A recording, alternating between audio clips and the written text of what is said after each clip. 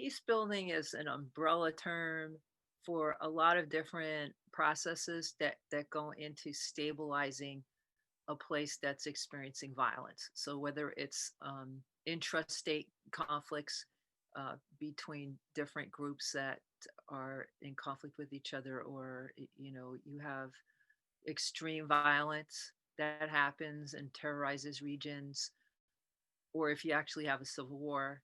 Um, uh, and then even after war, people go in to try to, one is to, of course, stop the conflict, stop the violence. That's one part of it. Is, how do you intervene? So intervention work to intervene to transform this conflict into people trying to problem solve.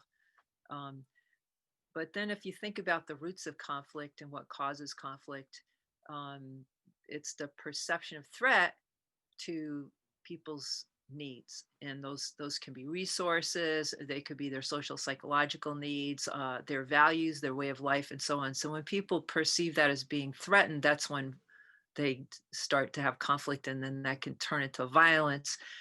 So part of peace building is learning how to address and meet the unmet needs. It can fit in a couple of different ways. And so one way is that when different groups have conflict and there's violence between them, one of the ways that we can try to resolve the conflict is to bring to people together to have dialogue. So whether that's um, between warring factions, when a president brings leaders of countries to, I was thinking about, like, Carter, bringing leaders of countries together to have a dialogue. And sometimes those dialogues last for days because people are building a relationship, they're getting to know each other. So that is intercultural dialogue, bringing people who are different together to talk together. In the United States, we've had people that do dialogue work between gangs, warring gangs that are killing each other, and bringing them and generating ceasefires and ways for the gangs to try to get along better and stop killing each other. It's also used when there's been some grave injustice, like when in South Africa after the end of apartheid, there were reconciliation dialogues bringing Black and white people together, and in a restorative processes, people who have been treated unjustly are able to express the injury, the pain, the trauma that was caused, and to just have the perpetrators listen to see how it affected them and get apologies from these people can be huge in relieving tensions and then getting people to get along better.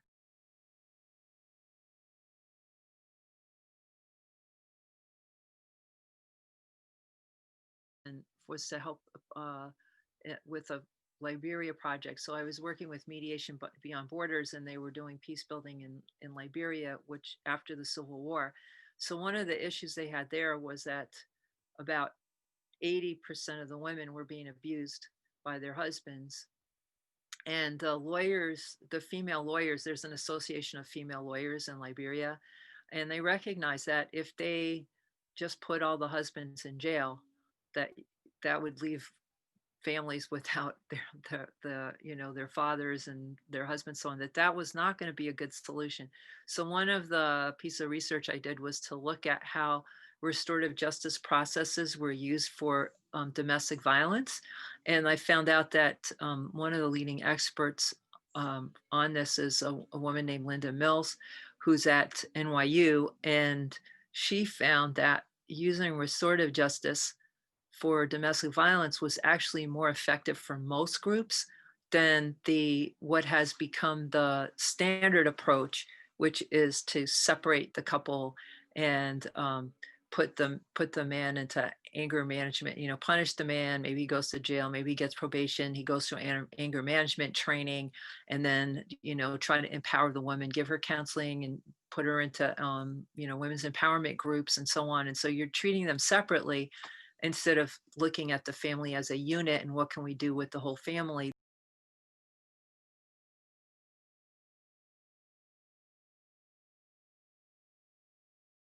safe space can be seen as a metaphor for a place where people will feel safe and supported and included.